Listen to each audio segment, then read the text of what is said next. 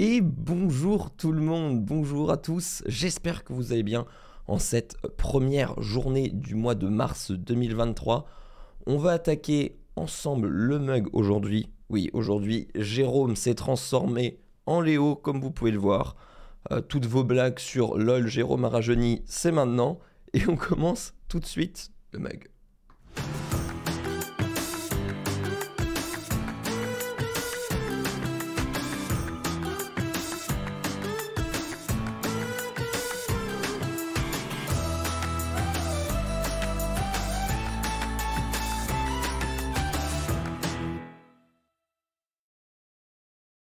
Hello tout le monde, hello hello, salut, oui, dis donc il y a du monde ce matin, hello Yves Castel, hello Sébastien, hello Samuel, hello Olek, hello Chloé, hello Oiseau Python, hello Lunita, hello Polaire75, hello Pauline, j'espère que vous allez bien, et bonjour à tous les jeunes, nous dit Jérôme. Salut, salut, j'espère que vous allez bien.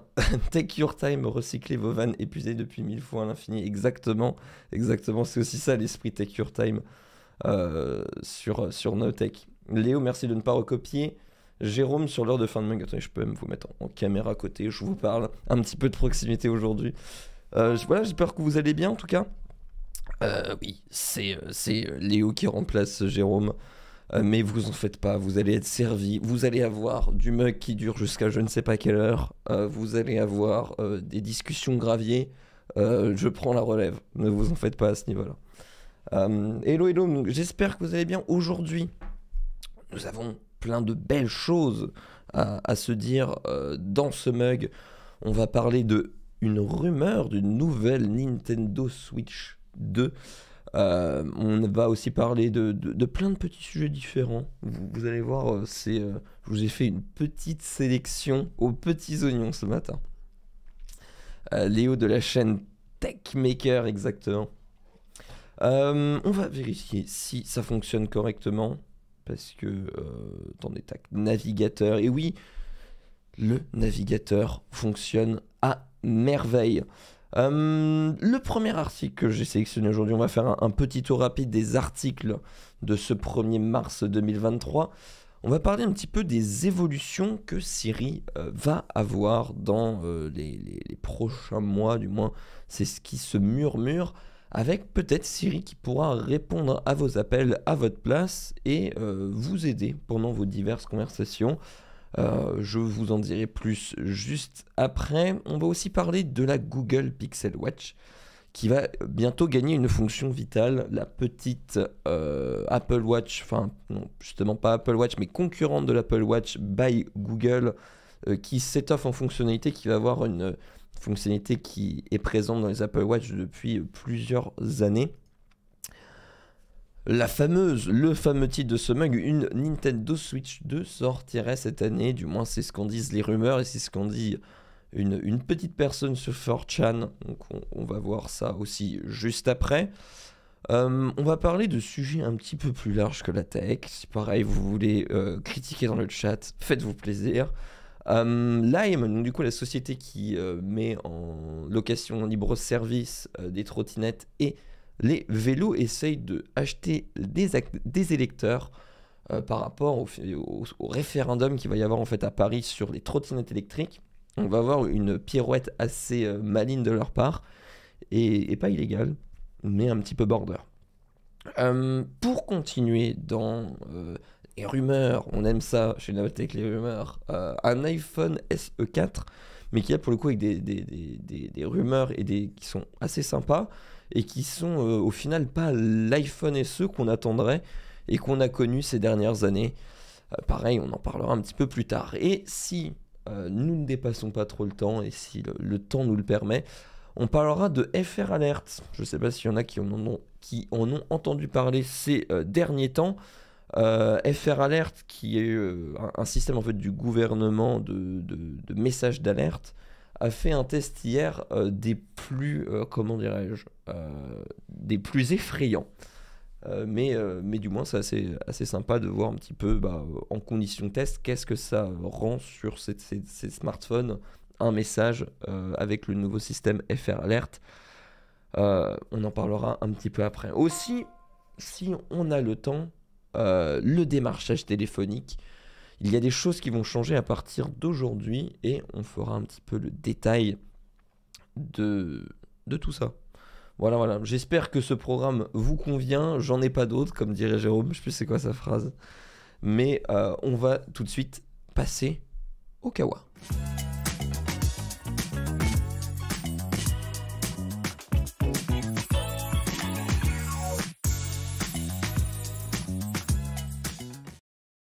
Et d'ailleurs, j'en profite pour remercier Pepsinou pour son 13e mois d'abonnement. Merci beaucoup. Nali Eric pour son 29e mois. Et Kaataki pour son Prime. Merci beaucoup pour votre soutien. J'espère qu'il vous va. J'en ai pas d'autres. Voilà, merci. Merci aux fidèles. Je connais même pas les phrases de Jérôme. Je suis pas un vrai fidèle du mag. On va donc du coup tout de suite attaquer avec Siri qui va répondre à vos appels à votre place. Vous allez voir un article assez intéressant. Il se murmure que dans un futur très proche, Siri va vraiment mériter son statut d'assistant personnel intelligent. Apple serait en train de retravailler son application pour qu'elle collabore plus étroitement avec les iPhones. J'ai envie de dire, il serait temps. À en croire du coup Apple Insider, donc le géant de Cupertino, s'est vu accorder un brevet par l'USPTO pour une intégration qui s'appelle intégration de l'assistant numérique avec la téléphonie, en anglais Digital Assistant Integration with Telephony. Cette dernière du coup qui vise à utiliser plus systématiquement Siri lors de vos appels ou pour répondre à notre place lorsqu'on ne peut pas ou qu'on ne veut pas décrocher. Fonctionnalité qui peut être en effet bien pratique. Siri évidemment vous connaissez tous, c'est un assistant personnel qui s'avère utile mais dans des cas d'usage assez limités pour lancer un minuteur quand on n'a pas les mains libres par exemple, mais force est de constater que face à ses congénères Alexa, Bixby et surtout Google Assistant qui a vraiment une grosse avance par rapport aux autres, Siri ne fait pas vraiment de poids et n'a d'intelligent que le nom. Pire même, en termes de fonctionnalité, c'est l'assistant d'Apple qui est le moins bien loti. Et merci JapasB pour ton 14e mois. Merci beaucoup de nous soutenir. L'effet de ChatGPT 3, c'est vrai qu'il y a un petit peu de ça, mais même là, hors ChatGPT, genre il s'agirait d'être juste au niveau des autres. On ne demande pas d'être aussi intelligent que ChatGPT, mais d'avoir un minimum d'intelligence, Siri, parce que sans être trop méchant envers Siri, c'est vrai que c'est vraiment le pire assistant personnel, mais on expliquera un petit peu après pourquoi, les raisons qui fait aussi qu'Apple est un petit peu à la traîne à ce niveau-là. Et merci à Eliavé pour ton 24e mois, waouh, 2 ans chez Notech, merci beaucoup de ton soutien. Donc du coup, les fonctionnalités qui sont mises en avant par Apple Insider. Par exemple, Siri pourra répondre à votre place et raccrocher au nez des démarcheurs intempestifs. Ça c'est cool quand même. Donc l'idée de la marque à la pomme n'en est pas moins intéressante. Selon Apple, les récentes avancées dans le domaine des assistants intelligents ont aussi amélioré les interactions entre les hommes et les machines. Mais le plein potentiel de l'intégration entre les smartphones et les assistants intelligents n'a pas été totalement atteint, voire pas du tout. L'invention d'Apple du coup permettra de donner des ordres à Siri lors de vos conversations téléphoniques. Par exemple, du coup cela suppose donc que l'assistant sera toujours à l'écoute de ce que vous dites, ce qu'il y a de quoi inquiéter les utilisateurs les plus soucieux de leur vie privée, réelle, d'autant plus que la compagnie a encore d'autres idées. Siri pourrait prendre des appels pour vous et devenir une sorte de standard téléphonique. Ses réponses et les actions qu'il entreprendra dépendront de l'identité de l'appelant. Cette technologie serait idéale pour trier les bons appels de ceux non sollicités, constituant du harcèlement publicitaire. Et on en reparlera peut-être un petit peu plus tard, avec aussi les nouvelles réglementations qui viennent accompagner ça, et le démarchage téléphonique qui devient de plus en plus compliqué, même si je n'en doute pas qu'il y aura toujours des subterfuges et des moyens de passer outre. Moi, je leur parle en néerlandais aux démarcheurs, en général, ils ne reviennent pas. Tu m'étonnes. Mes 2 neurones se sont trop choqués. En tout cas, c'est Yves Castel, du coup, qui lance le sujet et qui a totalement raison. C'est aussi sans doute l'assistant personnel qui utilise le moins les données personnelles. Et c'est ça aussi qui fait que Apple a un gros retard par rapport à ses concurrents, Alexa, surtout en plus Google Home, enfin Google Assistant, c'est des gouffres à données. Et en fait, toutes les requêtes que vous faites avec Alexa, Google Assistant, etc., il y a un recueil de données personnelles monstre qui permet de nourrir l'algorithme et qui permet aussi de le rendre aussi performant qu'il est aujourd'hui.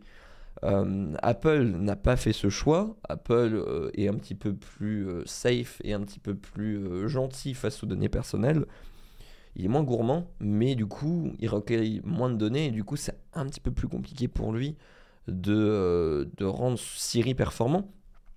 Surtout qu'en plus de ça, maintenant, Siri est sur les Google Home, Google Home, les HomePod, pardon, je me trompe, avait même récemment intégré dans les dernières mises à jour tout un système de reconnaissance en local, ce qui fait qu'il y a plein d'actions, comme genre allumer la lumière, mettre un minuteur, etc. Il n'y a vraiment aucune requête qui est envoyée sur les serveurs d'Apple. Il y a vraiment un mode qui a été développé pour ça, qui est du coup plus privacy friendly, qui en plus du coup fonctionne hors ligne, qui permet des requêtes plus rapides. Donc du coup, Apple a vraiment du coup cette volonté de développer un assistant personnel assez, voilà, accès vie privée sans récolter trop de données. Et c'est là aussi qui fait qu'il y a différentes lacunes. Ce qui est assez intéressant avec ce mode-là, c'est que on voit qu'Apple cherche à développer les nouveaux usages de Siri, à l'intégrer plus dans les fonctionnalités même de l'iPhone, plus pour une fonctionnalité quand même principale d'un téléphone, les appels téléphoniques.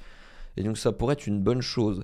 Apple avait développé ça déjà un petit peu il y a quoi, 1 an et demi, 2 ans avec Google Assistant. Ils avaient dévoilé ça lors d'une Google I.O. avec même genre qu'elle est encore plus loin pour Google parce que ça permettait même de faire une requête à Google Assistant de dire réserve-moi un restaurant je sais quoi nommer un nom de restaurant, voilà, je sais pas, j'ai pas d'exemple qui me viennent. Tu peux lui demander une requête genre en mode réserve-moi un restaurant. Google Assistant allait appeler avec ton numéro le restaurant et avec un système de synthèse vocale allait demander au restaurateur de prendre une réservation avec un système ultra intelligent. Et là voilà, on sent que c'est poussé encore plus loin. Mais pour permettre ça, il faut en effet avoir un assistant qui fonctionne bien, là où Google a beaucoup d'avance, mais aussi est pas du tout vie privée friendly. Il n'y a pas de secret, pas de données Siri, il sera toujours en retard. Bah évidemment. Après, je pense que de toute façon Apple a quand même beaucoup de moyens. Donc je l'espère que c'est quand même dans leur roadmap de développer Siri parce qu'ils ont vraiment beaucoup de retard là-dessus. Et mais c'est sûr que le fait qu'ils récoltent pas de données, ils auront forcément toujours un peu plus de retard que les autres. Mais bon, je n'ai pas de doute sur le fait qu'Apple arrivera à quand même rendre Siri assez performant. Luc Julia, papa de Siri, est parti d'Apple qui à l'époque ne voulait pas pousser le dev de Siri. Voilà, réserve-moi une place chez McDo, exactement. Au cas où, quoi. Mais voilà, on voit un petit peu du coup les nouveaux usages que Apple veut faire de Siri qui sont tout de même intéressants. Je sais pas ce que vous en pensez, vous, dans le chat. Salut Baron Maroutan. Salut. A priori, c'était full pipo la démo de Google, non? Bah, il y a des rumeurs qui disaient que c'était full pipo. Il y a eu des deux en fait. Il y a eu des deux. Il y avait des gens qui disaient que c'était vrai. Il y a des passages qui se sont avérés du pipeau. Difficile à savoir. Quoi, dans tous les cas, on sait que c'est en développement chez Google. Et honnêtement, je pense que c'est pas si loin de la réalité que ça. Pourquoi les IA conversationnelles demandent zéro données perso et arrivent bien à discuter en contexte? Bonne question. Après, là, c'était plus pour déjà des questions de reconnaissance vocale. Là où les IA conversationnelles, pour le moment, fonctionnent avec des systèmes de comment j'arrive plus, je perds mes mots. Avec voilà, par texte, pas par reconnaissance vocale. Après, bon, c'est aussi, de toute façon, toutes ces IA-là, quand même, se nourrissent de beaucoup de données. Mais en effet, qui ne sont pas des données personnelles. Donc, peut-être, ouais, t'as raison. Remarque intéressante, Oleg, que, que ça peut permettre de développer les IA de cette façon. Pourquoi Siri ne collecte pas des données qu'il conserverait sur le device? Euh, Ce serait énorme de... Alors après, il y a quand même une puce qui est dédiée à ça dans les iPhones. Enfin, du moins, c'est une puce sécurité. Mais imagine la puissance qu'il faudrait et tout ce que ça prendrait sur l'iPhone en ressources d'avoir un système qui collecte les données, qui les analyse, etc. Alors après, il pourrait y avoir un système d'anonymisation, mais ça, c'est quand même une récolte de données. Donc j'avouerais que je sais pas pourquoi Apple ne le fait pas, mais techniquement, gérer, traiter ces données-là directement sur l'iPhone ou le Mac, ça demanderait quand même beaucoup de ressources. Salut Léo, tu présentes les mugs le mercredi maintenant? Non, non, je ne présente que en remplacement de temps en temps. Apple récupère des données techniques. Le cas d'usage réservé le resto paraît simple et logique mais efficace. Alors après, du coup, l'exemple que j'ai eu de resto, c'est pas Apple pour le moment qui le propose, mais je pense qu'on y tend, quoi. Je crois que Mozilla fait ça avec DeepSpeech et pour nourrir leur base de données, ils demandent aux utilisateurs d'envoyer des échantillons. Ouais, après là, c'est un petit peu plus délicat. Si les assistants perso restent à la roue en bois au lieu de suivre le mouvement en passant par le pneu, c'est sûr que ça va pas aller plus loin. Oui, non, mais de toute façon, je pense que c'est quand même en développement sur tous les modèles d'IA, etc., qui sortent en ce moment, quoi. Euh, Parce que le contexte des IA se fait par le prix d'un énorme stockage qu'on ne peut pas laisser autoriser sur un tel. Oui, mais après, toutes les requêtes de Siri, etc., même s'il y en a de plus en plus qui sont internalisées, entre guillemets, sur l'iPhone, tout ce qui est traitement de données, etc., ça peut se faire sur les serveurs d'Apple sans utiliser les données des utilisateurs d'iPhone et même iCloud en général. Et c'est vrai que à partir d'une base de données publique, ils pourraient peut-être aider et nourrir leur IA pour aider au développement de Siri. En fait, les IA conversationnelles utilisent bien des données personnelles, c'est juste que les conversations utilisées sont générées par des personnes payées pour ça. Ah, je ne savais pas, Belette Folle. Mais bon, quoi qu'il en soit, ça n'empêche pas que Apple aura toujours ce léger retard comparé aux autres du fait qu'ils n'utilisent pas en fait les données et les cas pratiques entre guillemets qu'a le HomePod. Là où avec un Google Assistant avec Alexa, vous allez faire une requête auquel il ne pourra pas répondre, ça va nourrir l'algorithme et ça va permettre d'apporter les réponses dans le futur. Là où pour le moment Siri, vous lui faites diverses requêtes, il n'arrive pas à répondre à votre question, ça s'en arrête là. Et c'est ça aussi qui fait la force, c'est que vu que les autres assistants, en plus de ça, ça nourrit sur les besoins et les demandes des utilisateurs, ce qui le rend encore plus performant. Mais en tout cas, voilà tout sur ce petit article. On va passer sur un deuxième article en parlant de la concurrente de l'Apple Watch, la Google Pixel Watch, qui va bientôt gagner d'une fonctionnalité vitale. Introduite du coup en 2018 par Apple sur sa 4e génération de montres connectées, la détection de chute arrive enfin sur la Pixel Watch de Google, une option qui était déjà disponible sur d'autres mondes Android.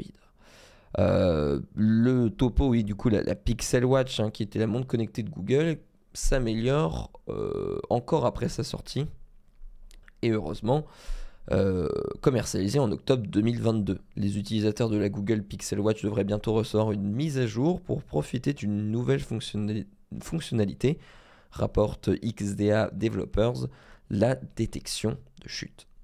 Concrètement, du coup, en fait, si vous tombez brutalement pendant que vous portez la montre et que vous ne bougez pas pendant plus de 30 secondes, celle-ci vous demandera si vous avez besoin d'aide, puis contactera les services d'urgence 1 minute plus tard en absence de réponse. Donc du coup, comme le dit l'article, c'est une fonctionnalité qui existe déjà depuis longtemps.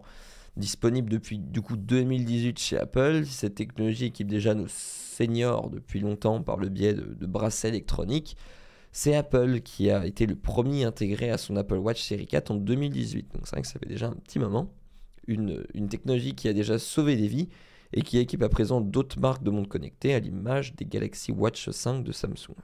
Pourtant, bien que la Pixel Watch possédait la technologie nécessaire en son sein, cette sécurité manquait à l'appel lors de sa sortie fin 2022. Et c'est bien là aussi le problème qu'a eu un petit peu la Google Pixel Watch, c'est qu'ils l'ont sorti avec beaucoup de lacunes, beaucoup de bugs. Et là, on voit au final, au fil du temps, des fonctionnalités qui auraient pu être lancées dès le début sont lancées au compte-gouttes.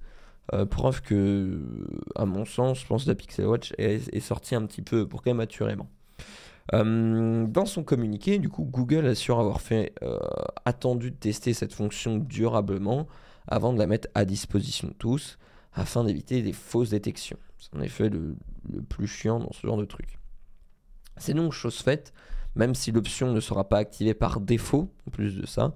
Si vous êtes possesseur d'une Pixel Watch, il faudra vous rendre dans les paramètres de l'application sécurité personnelle et activer l'option détection de chute, une étape supplémentaire regrettable puisque tous les possesseurs n'y penseront pas.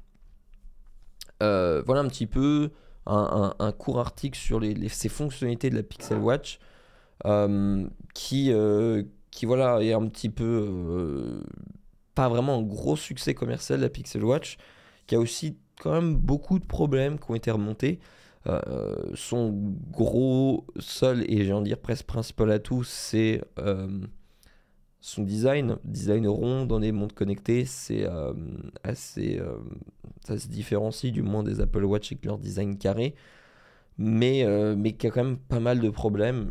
J'avais même vu déjà remonter plusieurs fois sur Twitter des bugs, même des freezes sur la Pixel Watch, et où la montre est inutilisable et où vous ne pouvez rien faire en fait. T'appuyais sur le bouton, il se passait rien, le tactile était buggé, donc en fait t'étais obligé d'attendre que la montre se décharge pour qu'elle redémarre. Donc on sent quand même que Apple a ce petit problème là, enfin que Google pardon a ce petit problème là et a lancé à mon sens la montre un petit peu rapidement.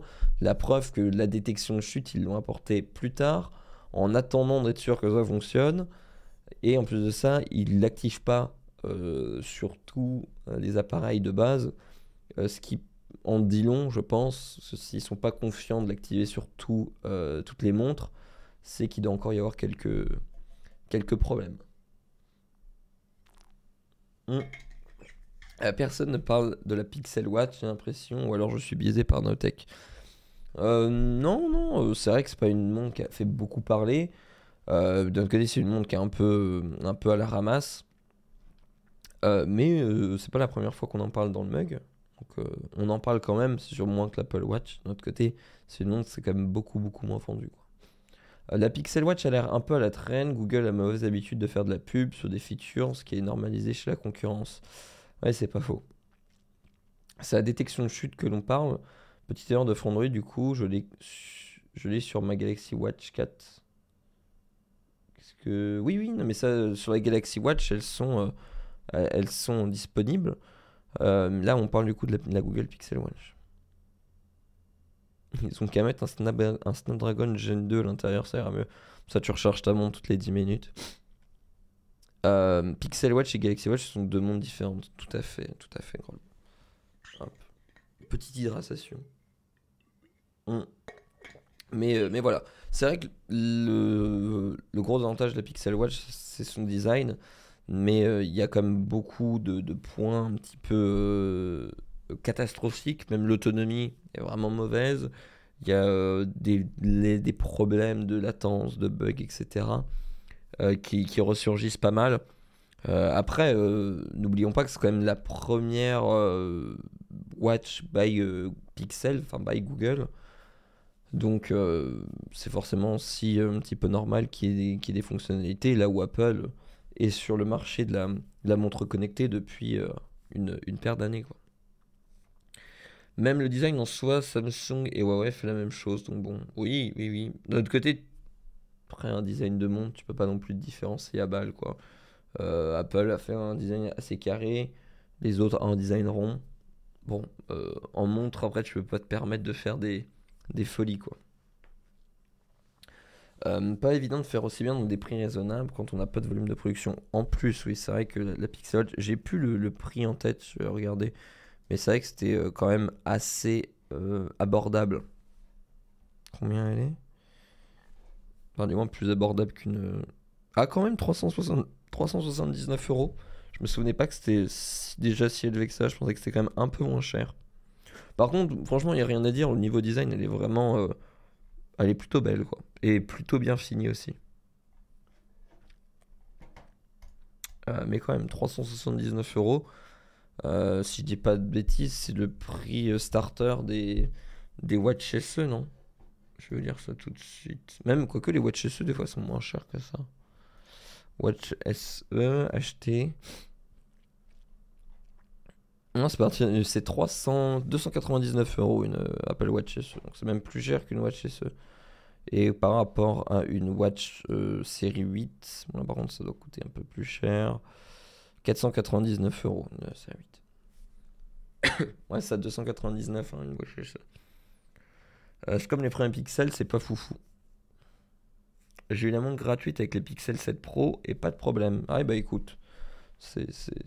Et du coup, toi, t'en penses quoi, François? Je sais pas si tu l'utilises tous les jours, du coup, ta Pixel Watch. Mais oui, après, voilà, comme les premiers Pixels, c'est pas foufou. Et Apple, comme. Enfin, voilà, c'est pas évident de sortir un nouveau produit qu'on n'a jamais fait auparavant. Donc, forcément, t'as des petits problèmes que t'améliores avec les générations suivantes. Là où, en effet, les premiers Pixels étaient un peu défaillants, où maintenant, quand même, les Pixels sont de bons smartphones, quoi. Même très bons smartphones. On va du coup continuer nos articles juste après du coup sur la Switch 2. Je vais juste lire vos derniers commentaires. Une Pixel Watch ne peut se comparer qu'avec d'autres Watch Android. Vu qu'Apple Watch ne fonctionne pas sur Android, ce n'est pas un concurrent. Oui, c'est pas un concurrent direct. Après, tu peux quand même, dans ce cas-là, tu compares pas l'iPhone au dernier S23. Tu vois. Dans ce cas-là, si tu pars de ce principe-là, tu peux pas comparer. C'est quand même bien de voir avec ce qui se fait dans la concurrence. Mais en effet, c'est vrai que ton Apple Watch, tu ne pourras jamais, du moins pour le moment, tu peux pas l'utiliser avec un Android.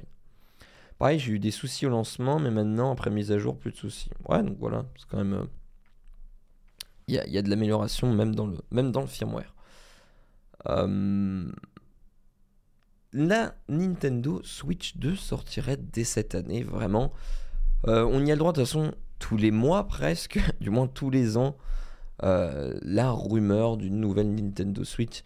Parce que c'est quand même vrai que Nintendo traîne depuis très longtemps son modèle de Nintendo Switch, même s'il y a la version OLED qui est sortie dernièrement. La Switch OLED, au final, n'a apporté que des fonctionnalités au niveau de l'écran, au niveau de la batterie, mais n'a pas révolutionné le fonctionnement même de la Nintendo Switch. Et il y a encore toujours cette rumeur sur une nouvelle Switch. On va dire ça tout de suite. Un Mac se compare pas avec un PC Windows du coup. Oui, mais voilà, c'est du même postulat. C'est comme comparer Léo et Jérôme, c'est deux OS différents. 100%. Hein. Ah non, je viens de racheter une OLED. Quoique, rassure-toi, ce ne sont que des rumeurs. Donc tu n'as pas fait de bêtises. Et franchement, la Switch OLED reste une très très très bonne Switch. Surtout qu'elle corrige quand même quelques petits défauts de conception, même par exemple au niveau de la béquille par rapport aux anciennes Switch, mais est toujours quand même bridée par sa puissance, et ça c'est vraiment ultra décevant. Et justement, on va parler de cette possible Nintendo Switch 2 qui sortirait dès cette année. Du coup, une folle rumeur qui circule sur la toile depuis hier, qui prétend une toute nouvelle Nintendo Switch arriverait dès cette année. Mais est-ce vraiment crédible? On va voir ensemble la véracité de cette information. C'est sur le forum 4chan qu'un développeur prétendant travailler pour une entreprise collaborant avec The Pokémon Company vient de dévoiler des informations croustillantes au sujet du prochain DLC de Pokémon Écarlate et Violet, mais on a également profité pour évoquer un tout nouveau modèle de Nintendo Switch. D'après lui, la prochaine version 1.2.0 de Pokémon Écarlate et Violet comprendra de nouveaux habits et des récompenses pour ceux qui achèteront le futur DLC sur les thèmes Hidden Treasure of Area 0 et Hexagon.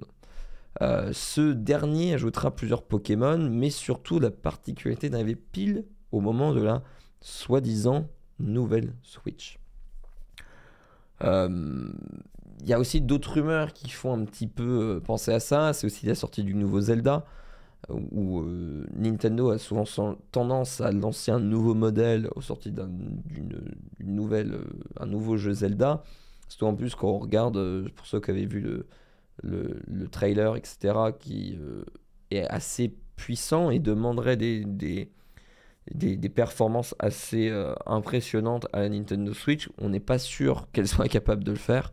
On l'a bien vu récemment avec le dernier Pokémon, où quand même le nombre de lags, d'artefacts, etc., qui sont présents, c'est quand même un petit peu décevant. Et d'un autre côté, j'allais dire, on peut pas en vouloir parce que il y a tellement un manque de puissance sur la Nintendo que c'est difficile de faire mieux. Mais c'est là qu'on voit qu'avec des jeux plus gourmands, ça commence un petit peu à peiner. Donc du coup, la nouvelle Switch sortira avec le fameux DLC Pokémon. Donc d'après ce développeur, son entreprise travaille sur des améliorations graphiques pour les nouveaux modèles de Nintendo Switch qui arriveraient en même temps que le DLC 2 de Pokémon. D'après ces informations, Nintendo s'apprête bien à lancer au moins une nouvelle Switch dès cette année, au printemps ou à l'automne. Et ces, je cite, améliorations graphiques laisseraient même penser que la nouvelle Switch est plus puissante que le modèle actuel. Cela n'est pas du coup la première fois qu'on entend parler d'un nouveau modèle de Nintendo Switch. On a eu le droit à la Nintendo Switch Pro. L'année dernière, il y a eu plusieurs rapports de Bloomberg qui avaient dévoilé l'existence de kits de développement 4K pour une nouvelle Switch Pro. Nvidia avait officiellement confirmé travailler sur une nouvelle puce Tegra 239. C'est les puces qui sont intégrées dans les Switch. Du coup, c'était une nouvelle puce plus puissante. Et tout portait à croire qu'elle serait destinée à la Switch Pro. Il y a une semaine seulement, une mystérieuse console était également apparue dans un document officiel de l'entreprise, ce qui avait ravivé l'attente des fans. Cependant, un rapport de Digital Foundry avait assuré lui aussi qu'une nouvelle Switch Pro a bel et bien existé, mais que Nintendo avait finalement décidé d'abandonner le projet et de se concentrer sur une nouvelle génération de Switch qui n'arrivera pas avant plusieurs années. Le développeur en question a précisé qu'il utilise un traducteur automatique pour rédiger sa publication. Donc il n'est pas impossible que le message ait été altéré par le traducteur. Et beaucoup d'internautes pensent qu'il s'agira plutôt classiquement d'une nouvelle version de la Switch qui reprend les couleurs de Pokémon Scarlet et Violet plutôt qu'une nouvelle génération de consoles. C'est toujours de chic des rumeurs avec le fameux message en question sur 4chan. Quel merveilleux forum pour ça. Je vais lire un petit peu vos commentaires là-dessus. J'espère que les jeux Switch marcheront dessus. Oui, après ça, rien n'est sûr. Après, vraiment, c'est le problème de la Switch. C'est un manque cruel et c'est toujours le problème chez Nintendo. Ils sont tellement radins qu'ils font le truc le moins puissant possible. Et on finit toujours par avoir des limitations. Là, on l'a vu sur le dernier Pokémon, etc. Alors que voilà, quoi, il y aurait eu déjà un petit peu plus de puissance de base. Ça aurait permis de faire tourner des jeux plus longtemps et d'évoluer avec son temps. C'est le problème de Nintendo, c'est qu'ils tirent toujours sur la corde de leurs consoles qui sont rarement très puissantes. Après, c'est un choix, mais bon, c'est un petit peu dommage, quoi. Car si les perfs des nouveaux jeux Switch nécessiteront plus de puissance, ça va pas se séparer la base des joueurs.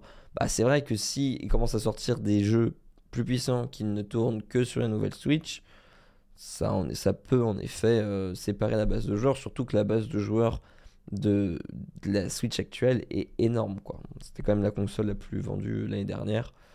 Et même, je crois, l'une des consoles les plus vendues au monde. Le problème, c'est que Nintendo, ils sont trop forts pour optimiser jusqu'au bout leur Switch. Oui, mais c'est bien. En vrai, c'est vrai qu'ils sont forts quand même là-dessus.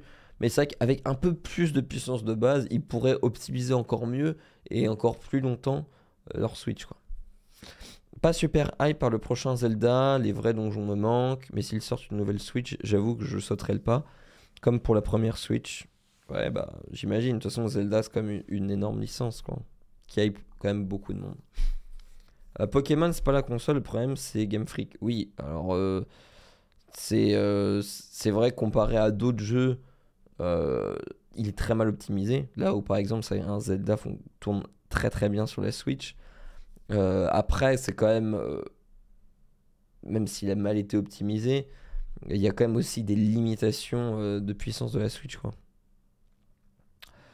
Oui, oui, il y a déjà une OLED Pokémon. Salut Cyril, ça va? On espérait que ce nouveau modèle coïncide avec la sortie du nouveau Zelda, mais hélas, l'avenir nous le dira dans tous les cas. Donc aucun sens d'en faire une nouvelle juste pour un autre skin qu'un DLC. Euh, ouais. Mais ils sortent des consoles accessibles à beaucoup en prix. C'est vrai que c'est l'avantage des Switch un petit peu plus accessible. Une Switch 2 avec un processeur M1, ça serait le feu. Tu m'étonnes. Ça bouleverserait la Switch. Ce qui arrivait avec la 3DS, nous dit Tails91. Pokémon, ça vient du jeu, pas de la console. Oui, c'est ce qu'on disait. Oui, bah voilà, tu le dis aussi, Zelda et sans lag est bien plus joli. Après, on peut pas quand même enlever le fait que la Switch comparée à toutes les autres consoles, alors on va encore me dire compare ce qui est comparable, parce que la Switch c'est quand même aussi de base une console portable. Mais c'est vrai que quand même la Switch a d'énormes lacunes au niveau de la puissance, quoi. Et il y a quand même certains jeux où on se sent limité par rapport aux mêmes licences sur des consoles concurrentes. Tous les jeux achetés sur les shops tourneront sur le nouveau modèle, voire seront améliorés. Oui, alors dans ce sens-là, les anciens jeux sur la nouvelle, j'ai pas de doute. Maintenant, les nouveaux jeux sur l'ancienne, ça, c'est peu probable, quoi. Mais par contre, pourquoi pas un modèle de Switch uniquement salon et pas hybride? Ça permettrait d'être plus puissant pour optimiser les jeux tout en restant compatible avec le reste de la gamme, sachant que la Lite ne peut pas être dockée. Oui, après, je pense que il y a quand même toujours eu cette volonté chez Nintendo. Alors, il y a quand même eu les Switch, mais de faire une console portable. Et c'est, je pense, aussi ce qui fait l'une des grandes forces de la Switch, c'est son côté portable et dockable qu'elle a, qui est quand même ultra intéressant. Donc, après, voilà, hein, c'est vrai que ça peut être une nouvelle version, mais je pense qu'au vu du succès énorme qu'a eu la Switch sous cette forme-là, ça m'étonnerait que Nintendo change la recette, quoi. Comparons à la Steam Deck, ouais, voilà. Après, la Steam Deck, c'est une brique. On dirait clairement pas non à davantage de puissance. Leur stratégie, c'est que les consoles Nintendo sont plutôt focalisées sur le gameplay over la perf. On peut avoir des jeux, on peut avoir les deux. Monsieur Nintendo, please. Ouais, non, mais c'est ça. Après, honnêtement, pareil, hein, c'est pas la première fois que la Switch, enfin la Wii, la DS, etc. euh, c'est quand même des consoles qui, comparées à leurs concurrents d'époque, genre les PS Vita, etc., étaient en dessous. Après, ça n'empêche pas que leur succès est énorme et que ça fonctionne, quoi. Mais c'est sûr que Nintendo, à ce niveau-là, ils sont quand même bien, bien radins, quoi. Bien sûr, la Switch est une console portable que tu peux docker. Oui, non, mais c'est ce que je disais. Ce que je disais, c'est avant tout du portable que tu peux mettre sur la télé et pas une console de salon. C'est ce que je disais. Je reste persuadé qu'un dock un peu plus gros équipé d'une carte graphique plus puissante serait une solution. C'est vrai que ce serait une solution, surtout que tu aurais théoriquement besoin un petit peu moins de puissance d'afficher sur l'écran de la Switch qui est plus petit. Tu peux te permettre d'avoir des résolutions plus faibles. Là où quand tu le dockerais sur ta télé 4K, tu aurais besoin de plus de puissance. Après, ça fait beaucoup augmenter le prix pour un simple dock. Alors après, il faudrait que ce soit un dock optionnel, mais bon, ça commence à... Ça alourdirait vraiment beaucoup le prix de la Switch, qui est en plus de ça une console assez abordable comparée aux autres. Je reste persuadé qu'un dock un peu plus gros équipé. Ah, pardon, je lis le même. Trop complexe, donc trop cher, oui, mais voilà. Mais comme dit, beaucoup trop coûteux. Le prix de la Switch est en deçà des concurrents, en plus des licences Nintendo, c'est un avantage. C'est vrai, oui. Et puis en plus de ça, la Switch a eu toujours ce côté où elle répond en plus de ça à une partie de la population. Enfin, en fait, la Switch, c'est vraiment du plus jeune au plus vieux. Alors, tu me diras, une PlayStation, Xbox aussi. Mais la Switch, c'est une console que tu peux avoir aussi, de par aussi des licences qu'elle a, beaucoup plus tôt que par exemple une PS4 ou qu'une Xbox.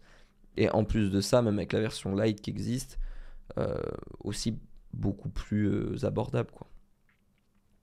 J'ai un ami qui émule Zelda sur son Steam Deck pour coller des textures HD alors qu'il a le jeu sur sa Switch. Ah, carrément.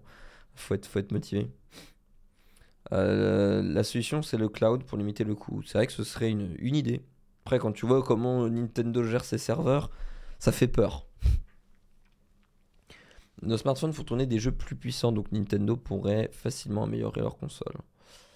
Ouais. Ah, c'est sûr que je pense que maintenant, certains processeurs de smartphones sont beaucoup plus puissants que la Switch. Après, faut pas oublier que la Switch, c'est quand même une console qui date, quoi. Mais bon, c'est vrai que c'est un petit peu décevant, quoi. Nintendo a toujours perdu la guerre à la puissance depuis la Super Nintendo. Tout reste BD N64 GameCube. Après, tu vois, c'est pas par la guerre de la puissance, c'est pas parce qu'ils sont moins puissants que les autres qu'ils s'en sortent moins bien. Bien au contraire. Sauf qu'avoir la fibre pour une portable, voilà quoi. En plus. Enfin voilà. C'est vrai que c'est quand même assez intéressant. Pour le cloud, ils peuvent demander à Google, leurs serveurs se sont libérés. Oui, non mais voilà, après, c'est des pistes. Dans tous les cas, j'en doute pas que la prochaine Switch aura un peu plus de puissance. Mais d'un autre côté, bon voilà quoi, toujours les mêmes problèmes chez Nintendo qui sont assez, assez décevants. Mais bon, on en revient toujours au même débat. En tout cas, j'espère que ça vous a comment dirais-je, plus ce petit interlude Nintendo Switch. Et on va tout de suite parler de trottinette pour changer un petit peu, s'éloigner un petit peu de la tech, mais vous en faites pas, on va y retourner juste après. Lime, du coup, qui achète ses électeurs, je cite, Lime, du coup, qui essaye d'influencer ses utilisateurs pour le référendum sur les trottinettes électriques de Paris.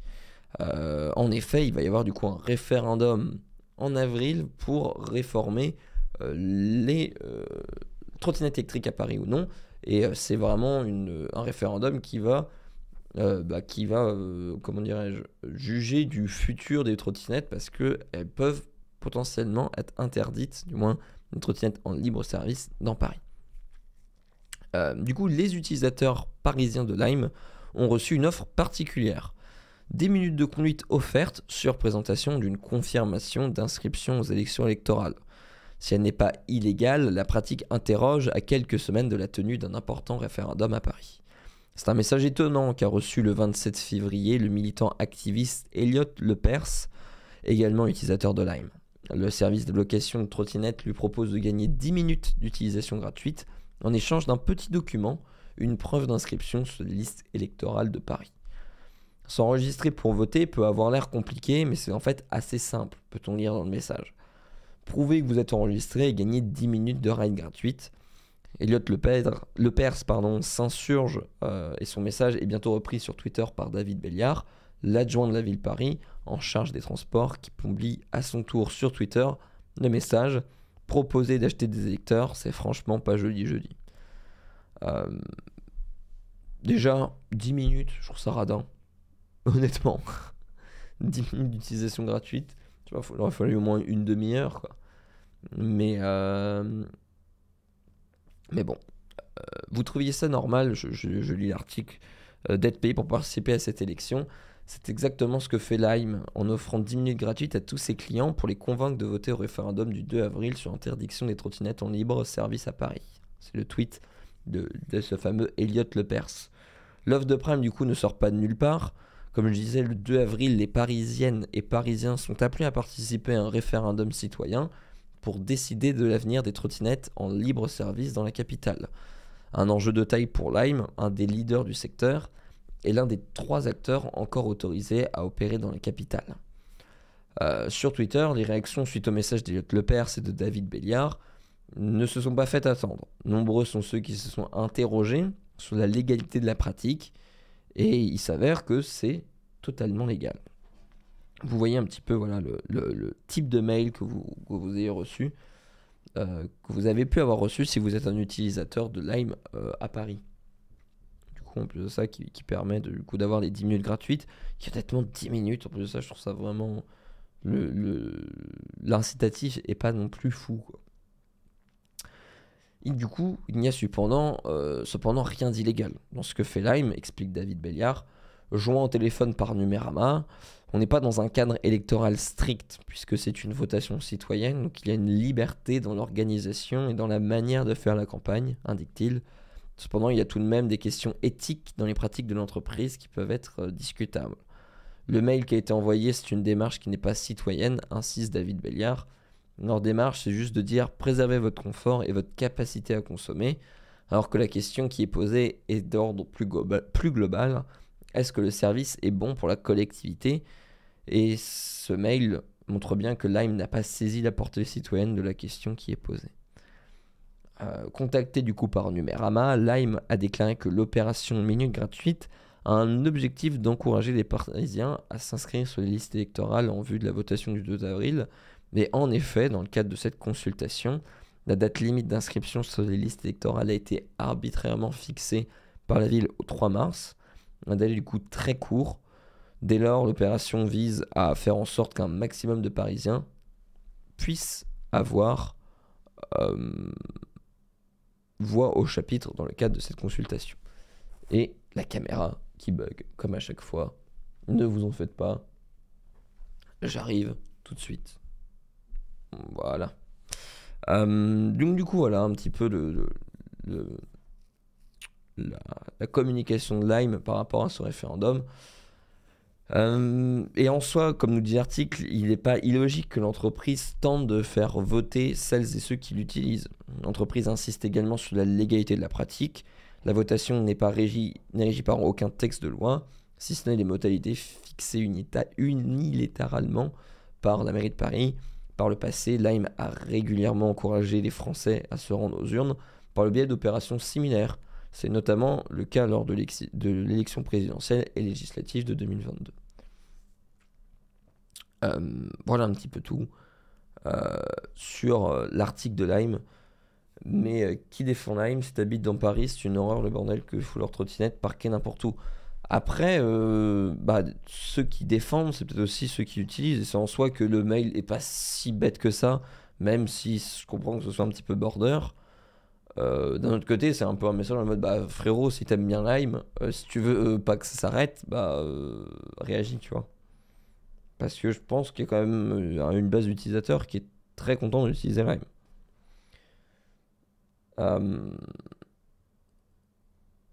Le 10 minutes, c'est un aller au bout, ça me coûte 50 centimes avec la mienne dans l'électricité. Oui, après, là, tu compares aussi une fois. On est dans le... Ce matin, on compare l'incomparable, parce que, en effet, avec ta propre trottinette, crois-moi que les trottinettes en libre-service, ça coûte très cher, hein. C'est vraiment pas donné. Et c'est des tarifs à la minute ou au kilomètre, c'est souvent à la minute, qui sont... ça taxe assez fort, quoi. C'est pas faux, mais d'un autre côté, c'est bien pratique quand on a besoin. Le pire, c'est les gens qui roulent avec n'importe comment. Euh, à Paris, il y a plein de gens qui n'y vivent pas et qui cherchent à se déplacer rapidement malgré les transports défaillants. Mais du coup, après, si ça passe, les seules trottinettes autorisées seront celles que l'on achète nous-mêmes. Ouais, exactement, Thalys 91. Si jamais le référendum passe, ça voudrait dire que les trois marques, je sais plus, il y a qui, il y a Dot, il y a Lime et il y a Thiers, je crois que ça doit être ça. Du coup, pourront plus exercer sur Paris. Et en effet, les seules trottinettes qui pourront encore être utilisées sur la voie publique à Paris, ce sera une trottinette personnelle. Mais bon, je suis pas sûr que ça change énormément le problème. À voir quoi. Surtout que, en plus, la Mickey Graphie le dit, c'était le bordel il y a 2 ans, mais quand les gens se garaient n'importe où, c'est plus le cas aujourd'hui. Et en effet, il y a des zones de parking, des marquages au sol pour des zones de stationnement exprès prévues pour les trottinettes. En plus de ça, il y a quand même un système dans l'application qui fait que si tu parques pas ta trottinette au bon endroit, tu peux être pénalisé. Donc ça incite aussi à garer sa trottinette au bon endroit et au parking prévu à cet effet. Donc il y a quand même eu une belle évolution au fil du temps. C'est moins la jungle qu'en effet quand c'est arrivé au début, qu'il n'y avait aucune législation, etc. Et on peut ça où c'était la guerre au service de trottinettes en libre service. T'avais je sais pas combien de marques, je sais pas combien d'opérateurs. T'avais aussi plein de scandales, parce que t'avais les juicers, ça s'appelle comme ça, les gens en fait qui rechargent les trottinettes chez Lime.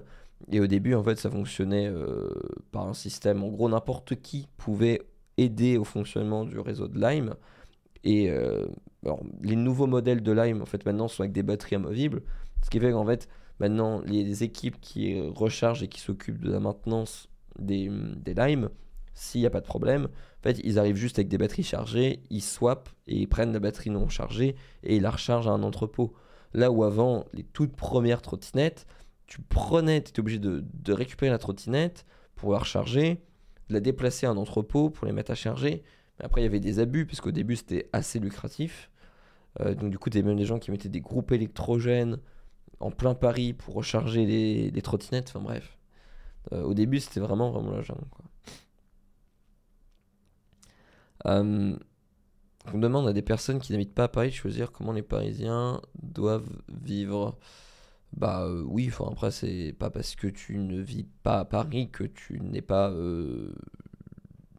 enfin que tu te balades pas dans Paris, tu vois. C'est pour tout le monde. C'est pas genre en mode la loi n'est que pour ceux qui habitent dans Paris, quoi. Heureusement. Fabrice et Main, dans ma ville, c'est toujours le bazar au niveau des trottinettes. On en trouve n'importe où, garé n'importe comment. Je ne pense pas que ce soit un problème uniquement parisien. Oui, en effet. Surtout que honnêtement, pour me balader quand même pas mal dans Paris, je trouve que ça va. Maintenant, c'est vrai qu'avant, t'en avais partout, sur les trottoirs, etc. Maintenant, ça arrive encore, mais quand même avec les zones de parking de trottinettes. Alors, ce que tu vois souvent, c'est toutes les trottinettes qui sont tombées et qui sont plus sur la béquille. Mais sinon, je trouve que ça va un petit peu mieux. Après, le problème des abus que je vois souvent, c'est plus dans les problèmes d'utilisation de la trottinette. À deux sur la trottinette, des gens sur le trottoir qui vesquillent des piétons, qui font du slalom, etc.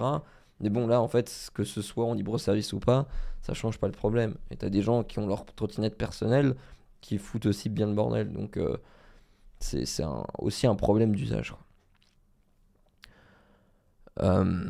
En fait, je sais pas si tu es au courant, mais on paye des impôts en étant en banlieue pour financer les infrastructures. Voilà, ça part en débat politique là. Il y a beaucoup de touristes et il faut aussi penser à eux et pas qu'aux Parisiens. Oui, non, mais exactement, ce que je disais. Bordeaux, c'est très bien maintenant. Tu as 2 marques de scooters et 2 ou 3 trottinettes. Il y a des zones de stationnement, c'est plutôt bien respecté. Ouais, bah à Paris, c'est pareil. Tu as 3 opérateurs. Comme dit, je crois que tu as ce que je disais, Line, Dot et Tiers de mémoire. En scooter, t'as City Scoot et un autre là, je sais plus c'est quoi, mais une autre marque. Donc je trouve que ça va encore. Sur Bordeaux, ils ont réduit les marques. Par exemple, City Scoot ne sont plus sur Bordeaux alors que Yigo, oui. J'imagine que pour les trottinettes, ils ont dû aussi faire le tri. Puis aussi déjà l'avantage de limiter au nombre d'acteurs présents, c'est que tu t'évites aussi ce système de concurrence. Parce que souvent, ce qui se passait, c'est que tu as des nouveaux acteurs qui arrivent, qui bombardent à balles, qui mettent plein de nouvelles trottinettes, qui font des actions marketing, etc. pour recruter et fidéliser des clients. Et quand on a plein des nouveaux comme ça a tendance à accélérer la cacophonie, on peut dire. Je crois qu'à Toulouse, les sociétés de location de trottinettes sont carrément interdites. Il y a certaines villes, il y a une marque qui s'appelle Pony qui est vraiment pas mal. Alors, il y en a quand même dans Paris, c'est un peu plus rare, mais qui est une marque qui est pas mal, qui est française en plus, qui est à Angers, si je dis pas de bêtises, et qui est vraiment pas mal, et qui démarche justement certaines villes. Je sais qu'il y a Angers, il y a Poitiers, il y a Bordeaux, je crois. Non, Bordeaux, je sais plus. Mais il y a quand même pas mal de villes en France qui fonctionnent avec Pony, où en fait c'est négocié avec la ville, t'as qu'un seul acteur. Et en plus de ça, Pony, il y a un système un peu participatif, c'est-à-dire que tu peux même financer les trottinettes. Genre tu peux acheter une trottinette et recevoir des royalties entre guillemets sur l'utilisation des trottinettes. C'est un truc un peu collaboratif, etc. qui est vraiment pas mal. Il n'y a plus de Pony à Bordeaux. Ah merde. Ah, il y avait Pony à un moment à Bordeaux, et puis maintenant, ok. Et honnêtement, Pony en plus ça, c'est plutôt bien géré. C'est fait vraiment en collaboration avec les mairies, etc. Justement pour limiter un maximum euh, le... que ce soit n'importe quoi, évidemment. C'est en lien avec l'ancienne marque de basket? Pas du tout, pas du tout. Enfin voilà, c'est assez intéressant quand même. Ça serait assez fort que Paris en fait interdise les trottinettes en libre-service, parce que c'est vrai que c'est quand même un service qui s'est démocratisé à mort, et aussi qui est utilisé par de plus en plus de personnes, que ce soit les jeunes ou pas en fait, même des personnes plus âgées utilisaient ça. Euh, je suis pas un grand utilisateur personnellement, parce que je suis pas fan des trottinettes, mais à titre personnel, parce que je trouve ça un peu dangereux. Je suis plutôt team vélo et Vélib, mais d'un autre côté, en fait, quand je vois la complexité et aussi commencer les transports à Paris, je peux comprendre qu'il y en a qui préfèrent largement prendre une trottinette et se déplacer eux-mêmes librement plutôt que de prendre des transports, etc. Surtout quand t'es pas habitué dans les transports, c'est quand même bien balèze quand tu prends le métro, quoi. Pony vient de s'installer à Poitiers il y a quelques mois. Ouais, et franchement, c'est vraiment pas mal, Pony, hein. C'est plutôt bien géré, même avec les systèmes de rechargement, etc. T'as aussi ils ont aussi développé toute une économie derrière sur le recyclage des batteries, parce que c'est vrai que ça s'use vite quand même des trottinettes, et où ils font des récupérations de batteries, ils font beaucoup de reconditionnement, etc. Et en plus de ça, déjà, c'est français. Et il y a aussi une vraie démarche éthique et environnementale derrière leur gestion de parc. Voilà, si ça vous intéresse, je vous conseille d'aller voir Pony. Euh, En tout cas, voilà un petit peu tout. On va parler tout de suite de euh, un probable iPhone SE 4, mais qui, je pense, n'est pas celui qu'on attendait. Et vous allez voir. Donc un lancement qui serait prévu dès 2024, avec un écran OLED et une puce 5G. Nouveau rebondissement pour le projet d'un nouvel iPhone SE de 4ème génération. Il semblerait qu'Apple n'ait finalement pas annulé le smartphone et que celui-ci soit bien prévu pour 2024. Cela du coup fait plusieurs mois qu'on en parle même dans le mug, l'arrivée d'un nouvel iPhone SE 4, censé profiter d'un design avec une encoche héritée des iPhones haut de gamme, alors que le tout pointait vers une sortie dès l'année prochaine. Les plans d'Apple étaient temporairement tombés à l'eau. En effet, le célèbre analyste Ming-Chi Kuo avait laissé entendre que la sortie du prochain smartphone abordable d'Apple serait tout simplement annulée. Cependant, Ming-Chi Kuo vient de publier un nouveau rapport qui semble contredire sa précédente affirmation, puisque de nouvelles informations au sujet de l'appareil ont été dévoilées. L'iPhone abordable d'Apple utilisera bien un écran OLED. On va voir après que le côté abordable rime plus trop avec SE. D'après ces nouvelles informations, Apple a relancé le développement d'un iPhone SE de 4ème génération. Et celui-ci serait beaucoup plus intéressant que le projet original. L'iPhone SE 4 du coup 2024 utiliserait un écran OLED 6,1 pouces, donc avec le design des iPhone 12, etc. Et non plus un écran LCD, ce qui lui permettra de s'aligner avec les iPhones de 14e génération. Le nouvel iPhone SE serait également équipé du modem 5G par Apple, donc avec une connectivité limitée aux bandes sub 6 GHz de la 5G, à préciser l'analyse, donc quand même une version un petit peu plus bridée que les smartphones haut de gamme.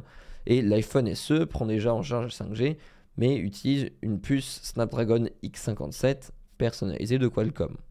L'analyse du coup n'a pas évoqué de prix de l'appareil, mais il n'est pas impossible que le smartphone abordable d'Apple ne le soit plus autant qu'avant. L'iPhone SE 5G est actuellement commercialisé à 559€, surtout que ça c'est encore avec le vieux design, et utilise encore des composants assez vieux comme le petit écran LCD et un Touch ID. À 559€, c'est vraiment pas le bon plan. Et le nouvel iPhone SE 4 utilisant un écran OLED ou encore un système de reconnaissance avec Face ID, n'est pas impossible que Apple décide d'augmenter légèrement la facture sur son prochain appareil, On attend à ce que l'iPhone SE4 passe la barre quand même des 600 euros, où Apple devra sérieusement rogner sur ses marges et faire plaisir à ses fans les moins fortunés. Mais c'est là qu'on se rend compte aussi hein, d'Apple, quoi. Là où, tac, on va y aller, iPhone SE, là où de base on était quand même sur un produit, je sais pas, souvenez-vous, mais les iPhones qui étaient de toutes les couleurs, c'était les 5, alors c'était les 5C, c'était pas les SE. Mais voilà, le SE de base qui était quand même, et c'est censé être l'entrée de gamme de chez Apple, perd vraiment de tout son sens. Et quand même, voilà, quand vous êtes au courant que ça, prix irrésistible, quand on sait que c'est vendu 559 euros, pour voir, vraiment c'est très très vieillissant, la batterie est vraiment pas folle, l'écran est vraiment pas fou. Voilà, à ce prix-là, autant prendre un iPhone 12 mini, si on aime bien le form factor. Mais voilà, on sent... Oula, j'ai spoilé notre magnifique sponsor, on en parlera juste après.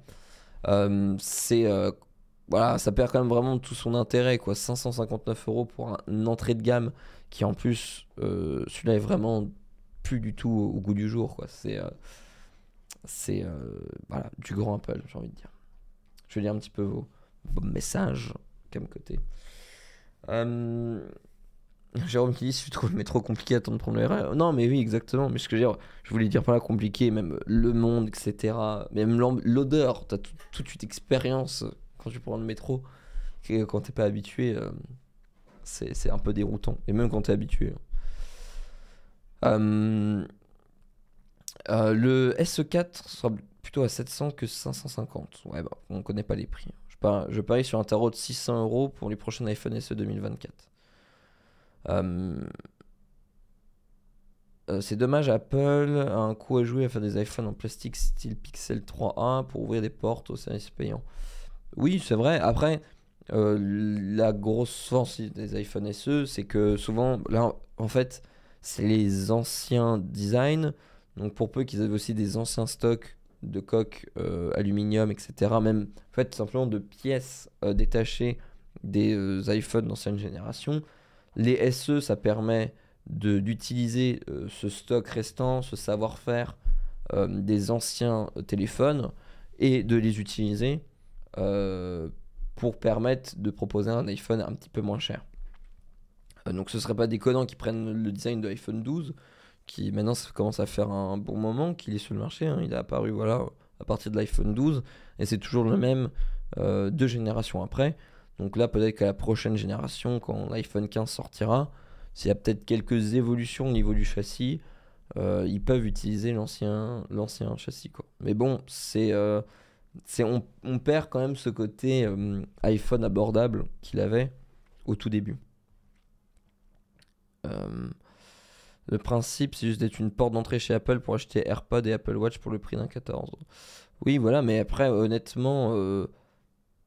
60 Go en plus. Ouais. À ce prix-là, c'est le 60 Go. C'est vraiment, vraiment pas un smartphone à conseiller. Mais alors, pas du tout. Parce de toute façon, on l'a déjà parlé sur. On avait fait une vidéo sur Ronaltech où on conseille, mais pas du tout l'iPhone SE, le dernier de ce nom. Parce que voilà, c'est dépassé, c'est pas vraiment évolutif, même si la puce qu'il y a dedans, c'est comme une puce assez puissante. Mais entre le capteur photo, entre la batterie qui est un peu limite, etc., c'est vraiment pas du tout un smartphone à conseiller. Et plutôt voilà, se porter vers un 12 mini en reconditionné, etc., voire maintenant un 13 mini, plutôt que de dépenser autant d'argent dans un iPhone SE qui vous durera pas. Après, il y a des gens qui s'en foutent, ils achètent le prix avant tout. Ouais, non, mais c'est juste que même en fait à ce prix-là, aujourd'hui, à 559 euros, je suis sûr que tu trouves même un 13 mini, je suis sûr que tu dois le trouver à ce prix-là. Je vais vous dire ça. Bon, allez, on va aller sur Back Market pour se donner un ordre d'idée. Ouais, voilà. Tu as iPhone 13 mini, en plus 128 Go. Bon, après, il faut voir l'état, etc. de vendeur. Mais tu vois, là, 539 euros, 545, 537 euros. En plus, ça avec 128 Go, hein, quand même. Qui est même moins cher qu'un SE9. Donc, c'est c'est vraiment pas un smartphone à recommander aujourd'hui, quoi. Surtout avec le 13 mini, qui a comme une meilleure batterie que le 12 mini, qui est quand même un excellent téléphone. Vraiment très très bon. Tac, je vais repasser là. Ouais, la puce y est, mais elle sert à rien. Ouais, mais exactement, parce que l'écran, c'est même overkill. Alors pour le coup, c'est sûr que c'est un smartphone qui durera quand même un peu dans le temps, mais même juste l'expérience en tant que telle est vraiment pas folle, quoi. Le SE est un téléphone pour entreprise aussi. Au bureau, les SE c'est devenu des bons tel pro, dual SIM de base. Ouais, ouais. Oui, bah après, sûr que pour une entreprise, etc., qui achètera du neuf, c'est un bon compromis. Mais voilà tout pour cet iPhone. On va parler très rapidement d'un petit article sur FR Alert. Je suis très curieux dans le chat de savoir s'il y en a. Ah là là là là, encore la cam qui fait des siennes. Hop, je vais me la remettre comme ça. Je suis curieux, voilà, de savoir si chez vous, il y a des gens qui ont reçu cette fameuse alerte de FR Alert pour savoir pourquoi votre SIM a peut-être affiché un message d'alerte ce 28 février. Personnellement, je ne l'ai pas reçu, mais je serais curieux de savoir si vous, il y en a qui l'ont reçu. Du coup, le dispositif FR Alert est testé au niveau national ce 28 février, en fin de matinée, avec à la clé une notification inhabituelle et dans certains cas un son pour le moins strident. Le son est horrible. Après, c'est fait pour être un message d'alerte, donc c'est une bonne chose, mais bon, vous verrez que c'est pas que c'est vraiment inquiétant comme son. Et merci beaucoup Titanium31 pour ton 2e mois d'abonnement. Merci beaucoup. Merci à tous ceux qui sabent et qui soutiennent, qui permettent de faire le mug tous les matins. Merci à vous. Du coup, voilà, dispositif qui a été testé au niveau national hier le 28 février en fin de matinée, avec à la clé la notification et surtout le son très inquiétant. J'essaierai de vous le faire écouter avec mon téléphone parce que sinon je risque de vous défoncer les oreilles. Et bon, en effet, pas de panique, ce n'était seulement qu'un exercice. Et sur Twitter, des dizaines d'internautes évoquent l'apparition d'un message d'alerte sur leur smartphone, accompagné d'un son strident, en cause un test d'ampleur du dispositif national FR Alert. Avec la fameuse vidéo. Je sais pas si vous... Non, je crois pas que vous ayez un retour audio. C'est pas plus mal. Dans le doute, tac, je vais juste couper le son pour éviter si jamais vous venez à l'entendre. Et je pense que vous entendez peut-être même à travers mon écran, qui est vraiment un son ultra strident et très inquiétant. Et voilà, en fait, voilà un petit peu... je vais couper parce que même moi, là, ça me défonce les oreilles. Et voilà, avec un sort de message type comme ça qui a été reçu, que ce soit sur les téléphones, sur les iPhones, etc. Voilà, vous avez entendu, le son est horrible. Après, voilà, c'est un message d'alerte. Donc, il y a quand même un intérêt que ce soit horrible et que tu te dises qu'est-ce qui est en train de se passer.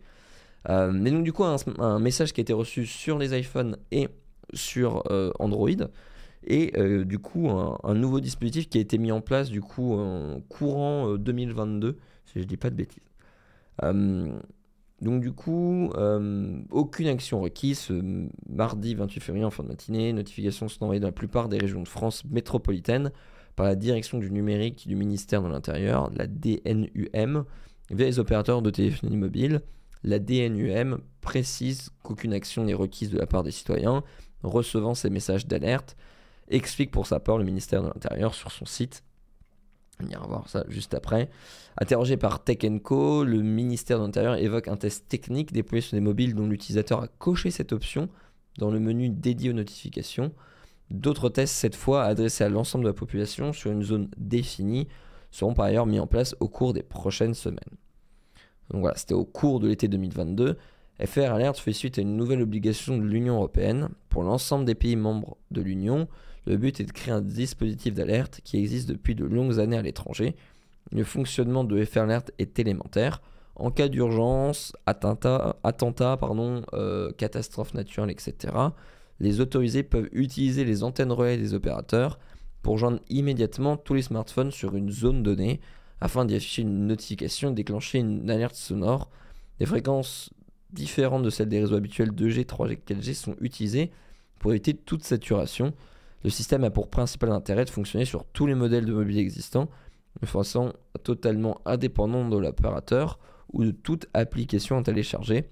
Depuis près d'un an, de nombreux tests FR Alert ont été mis en place avec une première activation réelle le 18 juillet 2022 en Gironde concernant les feux de forêt. Les habitants de communes de Balizac et de Budos et de Landiras étaient alors sonnés d'évacuer les lieux.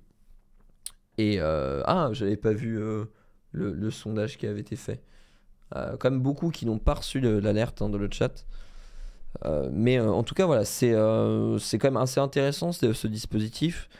Et bon, voilà, voir des tests, c'est bien. Au moins, le jour où ça t'arrive, tu comprends un petit peu qu'est-ce que c'est.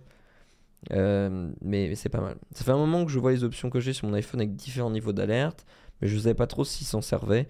Il y a même l'option pour les alertes enlèvement. Ah, c'est pas mal. Ambiance délétère, 100%. Je n'ai pas reçu ce genre et ma mère non plus, heureusement, car elle m'aurait sûrement appelé en panique. Après, heureusement qu'il y a le message qui explique bien que c'est un test, etc. Mais en soi, c'est vrai que le fonctionnement est quand même pas mal de dire, de permettre à l'État de vraiment, sur une zone géographique donnée, d'une antenne précise, en plus ça permet quand même de cibler les gens assez précisément dans une zone, d'envoyer ce genre d'informations. Parce qu'en effet, il y a toujours le système, je sais plus quel est son nom, là le système tous les premiers mercredis du mois avec les sirènes qui sonnent. Mais c'est quand même un système un peu old school quand on sait que quasiment tout le monde, ou du moins une grande partie de la population, a des iPhones, enfin des téléphones. Ça permet aussi de donner des consignes et des informations un petit peu plus complètes que juste oula, il y a une alarme qui sonne dehors, qu'est-ce que je fais? J'ai déjà eu une alerte avec ce bruit en Crète en été 2022 lorsque le Covid arrivait là-bas. Le message indiquait que le port du masque devenait obligatoire, etc. On était 5, on l'a tous reçu avec cet horrible son. Ouais, c'est inquiétant ce son. Mais au moins, du coup, tu portes attention à ton téléphone. Il faut que je mette ça en réveil en fait maintenant. Ça m'aiderait à me réveiller. Normalement, l'idée c'est que tu ne puisses pas le couper. Ouais, ça j'avoue que je sais pas trop pour le test. Ça a sonné chez des gens, pas chez d'autres.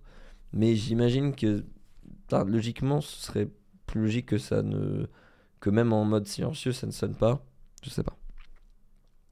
Les préfets disposent d'un outil spécial pour lancer des alertes eux-mêmes sur les zones géographiques. Ouais. Même avec l'explication, il y a des gens qui vont rien comprendre. Dans localisation sur Android, on a les alertes activées, etc. par défaut, plus la possibilité d'avoir une simulation. Ah, c'est pas mal ça. J'avais désactivé les alertes de test, je le remets tout de suite. Le Glowed qui nous dit ça. J'adore ton pseudo. Le jour où il se passe quelque chose, les chaînes d'infos, les réseaux vont prévenir plus vite que l'État avec ce système. Oui, mais après, tu sais, si t'as pas les réseaux sociaux, alors c'est sûr que pour des gens connectés comme nous, à l'affût de tout, on saura peut-être l'information depuis 10 minutes, un quart d'heure. Là où des médias en plus se feront un plaisir de diffuser ce genre d'informations. Mais pense à des gens qui sont dans des zones reculées, des gens qui n'ont pas de télé, regardent pas la télé, etc. L'avantage aussi du système là, c'est que ça fonctionne sur tout type, que ce soit un téléphone à clapet ou sur ton dernier smartphone, tu peux le recevoir et c'est ça qui est cool. Donc non, pour moi ça a quand même un réel intérêt, même si peut-être que ce sera et fort possible que ce soit en retard par rapport aux autres. Enfin, peut-être que tu auras l'info avant. Là, au moins, en plus de ça, tu as une information de l'État et qui est voilà quoi, diffusée à tous. Surtout que depuis un an, je crois pas avoir entendu une seule fois l'alarme du premier mercredi du mois. En plus, bah, quand même, c'est toujours maintenu, mais des fois, bah, c'est vrai que t'es dans un reculé, t'entends même pas. Hein. Tout à fait, le genre de ma mère, pas spécialement très à l'aise avec la tech. Rien que le son de l'alarme m'aurait fait paniquer. Je pense que ça a dû en faire paniquer plus d'un. Je viens de voir sur iOS, par défaut, les alertes de test sont désactivées. Ah, bon à savoir. Mais tout le monde n'est pas connecté, oui, tout à fait, c'est pour ça que ça a quand même un intérêt. Vu les fausses infos qui circulent, je crois plutôt un système d'alerte par tel. C'était en réunion au boulot, ça va sauver des vies. C'est où dans les réglages? J'ai vu hier dans l'iPhone où est-ce qu'on peut gérer les réglages là. Euh, En tout cas, tout en bas de la section tout en bas de la section notification apparemment. Et surtout, c'est localisé. Il y a un maillage du territoire assez fin, donc on passe par les antennes des opérateurs et un accord global entre eux. Je suis juste dans un bureau bien isolé phonétiquement dans Paris. Il faut multiplier les alertes sur de multiples canaux. Ça nous permet aussi de savoir que ce n'est pas un test et rendre l'alerte plus crédible à prendre en compte. Après, honnêtement, tu reçois une alarme comme ça avec marqué un message d'alerte, je pense quand même que tu le prends au sérieux, tu vois. Et après, libre à toi de valider ton information, mais je pense quand même que juste le son, ça, ça, ça inquiète de base. Mais attendez, je vais aller voir avec vous notification et on me dit tout en bas de notification. C'est ça. Attendez, je vais vous montrer. Tac, je vais me mettre en mode ne pas déranger. Je vais vous montrer ça tout de suite. Cam principale. Ah, j'avais oublié. Je crois que je l'ai rallumé ou pas? Ah là là là là là là. C'est toujours un magnifique problème de cam qu'il faut qu'on résolve. En plus, on ne sait pas pourquoi, parce que ça fonctionnait très bien avant. Et non, ça ne fonctionne plus. Ouais, je vous montre un petit peu. Le running gag, voilà. Vous voyez ici, voilà, alerte extrême, tout en bas de notification des iPhones. Et vous pouvez... Voilà, c'est vrai que par défaut, du coup, alerte de test est par défaut désactivé. Il nous faut ce son pour alerter quand on a le train de light ne démarre pas. C'est vrai que là, aujourd'hui, je vous trouve un peu mou pour... j'ai même pas eu le droit à un train de live, déjà que je suis pas là souvent. Voilà, c'est pas... sans train de live, je pourrais plus revenir dans le mug, quoi. J'ai besoin de vous pour revenir dans le mug, sinon je pourrais plus revenir, quoi. C'est pas... Vous êtes pas très chaud ce matin. C'est un boulot pour le chef de projet. Oui, en plus, c'est vrai que ça... Il faut que que je me penche là-dessus. Les spécialistes de la tech, ils nous disent... est-ce que c'est que... Voilà, attends, hop, je vais passer comme côté. Est-ce que cette fonctionnalité s'active si on arrive en France avec un téléphone acheté à l'étranger? Oui, normalement, c'est une fonctionnalité qui est censée être mondiale. Alors, elle n'est pas disponible dans tous les pays, mais du moins, c'est universel comme canal de diffusion. Donc, que tu viennes de l'étranger, en France, ça fonctionne parfaitement. Et inversement, qu'avec ton téléphone français, tu ailles à l'étranger, ça fonctionnera parfaitement aussi. Et comme on a dit, ça a déjà du coup été utilisé lors des violents feux de forêt qu'il y a eu cet été en France. J'ai vu aussi sur Twitter qu'il y avait des gens en réunion, etc., pour des cyclones qui recevaient déjà les alertes par ce biais-là, quoi. C'est quand même une bonne technologie. Et qui existe déjà en plus depuis un long moment dans d'autres pays, surtout aux États-Unis, et où en France, on était un petit peu en retard là-dessus. Heureusement, ça commence à se développer. Et en plus de ça, on fait des tests pour être sûr que ça fonctionne. Léo, la pitié, ça marche pas, faut gueuler, nous dit Jérôme. Ah, mais j'ai pas envie d'engueuler le chat aujourd'hui, moi. Mais dans ce cas, oui, il faut que je gueule pour qu'on ait le train de l'hype. Moi, je veux voir le fond là qui clignote comme ça. Là. Vous avez pas envie de voir le fond qui ne s'arrête pas de clignoter? Qu'on se mette une petite ambiance disco. Et on va peut-être même se mettre ambiance disco. Non, c'est pas assez disco ça. Ambiance Twitch Chacha. On relance le Twitch Chacha. Voilà, regardez, avec ce fond lumineux. Vous avez pas envie de faire des subs là? Avec ce son, ce fond coloré. Kitsch as fuck. Petit rappel, vu qu'on parle d'urgence et d'alerte, on peut appeler les services d'urgence même avec des téléphones sans SIM. C'est vrai, tu fais bien de le préciser. Qu'est-ce qu'il nous disait? Oui, parce que là où je vis, j'ai pas l'option dans les réglages. Alors après, regarde peut-être si de mettre bien à jour, parce que ça a été intégré il y a pas si longtemps dans iOS. Je sais pas quelle version d'iOS t'as, mais voilà. Regardez, vous avez pas envie d'un beau fond qui clignote là? Je suis déçu. Voilà. De toute façon, j'ai bien compris, quand c'est pas Jérôme, vous voulez pas sub quoi. Allez hop, Non, je vais me remettre comme avant. On va arrêter les bêtises. Si tu mets le générique du Twitch achat, je m'abonne. Ah, je l'ai pas malheureusement. Mais je le mets la prochaine fois si tu veux. Déjà, son preuve de ta bonne foi, fait clignoter le fond, on verra après. Du coup, le démarchage téléphonique qui sera plus strictement encadré à partir du 1er mars. On va faire un rapide tour sur cet article. Mais c'est quand même bon à savoir que maintenant, le démarchage téléphonique va être un petit peu plus légiféré. Et merci Maison Harkonnen pour son 9e mois d'abonnement. Enfin des gens qui m'écoutent, merci beaucoup de nous soutenir. Du coup, il y a encore un nouveau décret. On est dans les décrets ce matin. Qui, du coup, entrera en vigueur le 1er mars et qui vient durcir un peu plus la tâche de ceux qui s'adonnent au démarchage téléphonique. Pour le plus grand bonheur des consommateurs. Donc du coup déjà depuis le 1er janvier, les démarcheurs ne peuvent plus utiliser des numéros en 06 ou 07 pour de la prospection commerciale. Premier point qui avait été fait au janvier. Maintenant, les nouvelles règles qui arrivent, c'est interdit les week-ends et seulement pendant certaines tranches horaires. Du coup, dès aujourd'hui, le démarchage ne sera autorisé que les jours et horaires bien précis, au-delà desquels les consommateurs ne pourront plus être dérangés par voie téléphonique à des fins de prospection. Le démarchage téléphonique des consommateurs serait désormais autorisé du lundi au vendredi seulement. Concernant les horaires, la pratique pourra se faire de 10 à 13, puis de 14 à 20 heures, donc quand même assez restrictif. Les appels sont désormais interdits samedi, dimanche et jours fériés. Le décret vient apporter une autre précision importante. Ces nouvelles règles s'appliquent évidemment aux personnes inscrites sur Blocktel, même dans le cadre d'un contrat en cours, mais aussi à celles qui ne sont pas inscrites sur la liste. En revanche, si vous avez donné au préalable votre consentement à être rappelé, le démarcheur sera dans son droit à condition toutefois qu'il justifie auprès de vous au moment de son appel. Donc comme quoi, il y aura quand même de l'abus, et à mon avis, je pense que même avec les décrets, je pense qu'il va y avoir beaucoup de gens qui vont abuser de ça.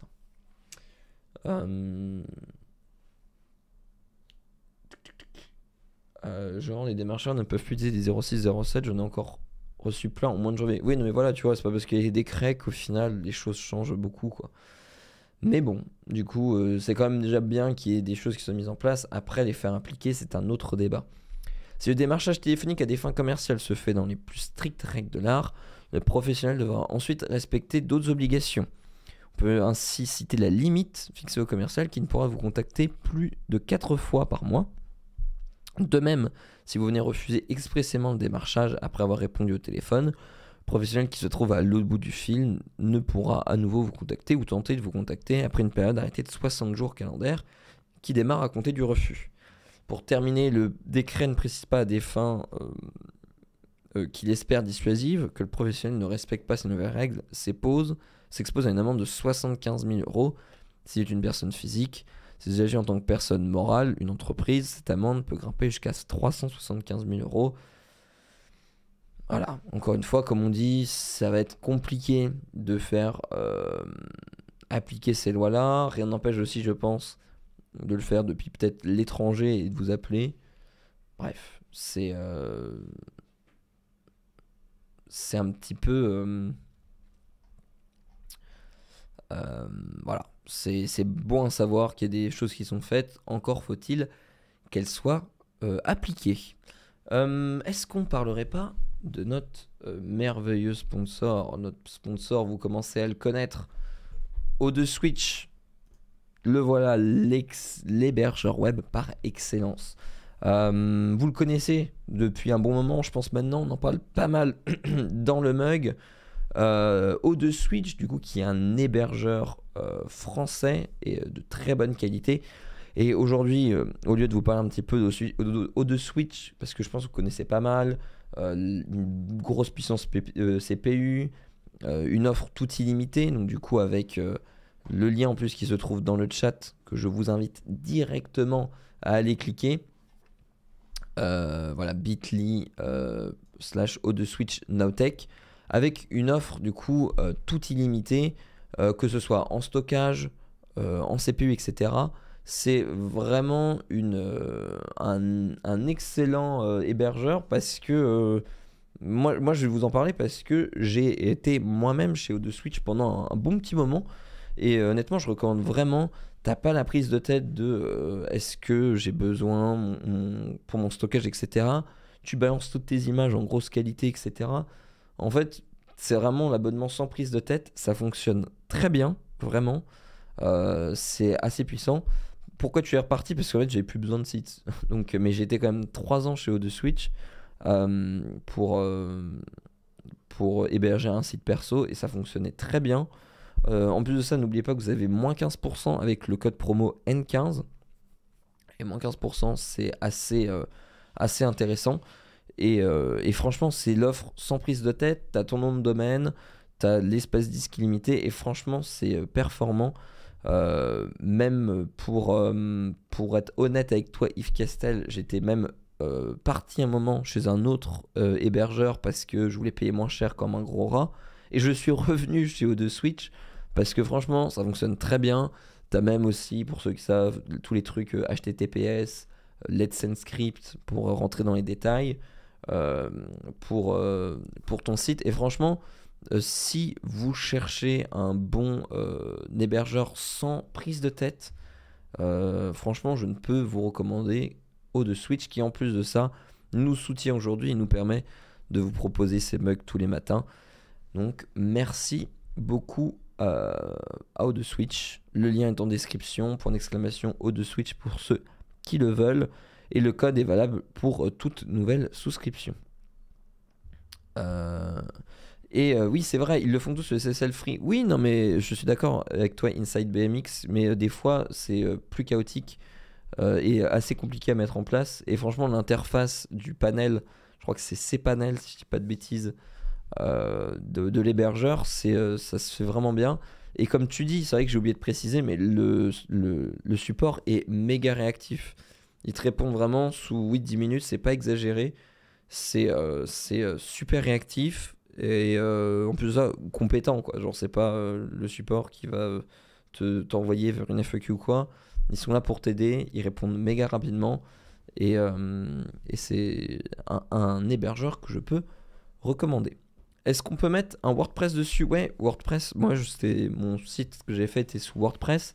Ça fonctionne très bien sous WordPress. Tu as même des modules intégrés directement dans le site pour. Je crois que c'est WP Bakery. Bref, je rentre dans les détails. Mais tu as même directement dans l'interface O2 Switch la possibilité d'installer ton WordPress, etc. Et ça tourne très très bien. Sauf que WordPress, c'est quand même assez gourmand pour peu que tu rajoutes pas mal de plugins, etc. C'est vraiment pas mal. J'ai un serveur de dev chez O2 Switch avec 45 sites WordPress et PrestaShop dessus. Ouais, voilà, donc preuve que ça tient quand même bien la route. Voilà un petit peu tout sur notre sponsor. Et non, il y a quelqu'un qui pose la question si vous pouvez faire un Docker. Pas du tout, non, c'est vraiment juste pour de l'hébergement web exclusivement pour le moment. J'ai un petit dernier article sur Apple avec une amende de 36 milliards d'euros. Je sais pas, est-ce que je fais aller on se le fait en vitesse pour la fin. Avec Apple Music, le géant qui risque une amende de 36 milliards d'euros pour abus de position dominante. Et vous allez voir, la Commission européenne surfe, en fait, veut vraiment en mettre plein la gueule à Apple et cherche par tous les moyens de leur mettre une grosse amende. Et on va voir comment ils vont s'y prendre cette fois-ci. La Commission européenne, du coup, vient de confirmer la poursuite de son enquête pour un abus de position dominante visant Apple sur le marché de la musique en ligne. Néanmoins, Bruxelles a décidé d'axer ses investigations sur les restrictions imposées par Apple aux développeurs d'applications de streaming musical. La marque à la pomme risque gros dans cette affaire. Ah ouais, ça tartine même plus mode YOLO. Oui, exactement, on y va. Go fast. Du coup, tout remonte en 2019. À l'époque, il y a la caméra qui ressaute une fois de plus. C'est pas grave, je vais vous faire l'article sans caméra. Du coup, en 2019, à cette époque, Spotify décide de déposer plainte contre Apple auprès de la Commission européenne. Le géant du streaming de musique accusait la marque à la pomme de pratiques anticoncurrentielles visant à avantager son service Apple Music au détriment des applis concurrentes. Spotify en tête. Spotify du coup qui pointait également du doigt la fameuse taxe Apple que beaucoup soulèvent comme problème et que beaucoup critiquent, cette obligation imposée par entreprise de recourir à son système de paiement Apple qui perçoit des commissions jusqu'à 30% sur chaque transaction. Et oui, la cam est de retour, c'est magnifique. En 2021, la Commission européenne s'était d'ailleurs rangée du côté de Spotify dans les conclusions de son enquête préliminaire. D'après Bruxelles, Apple a bel et bien privilégié Apple Music.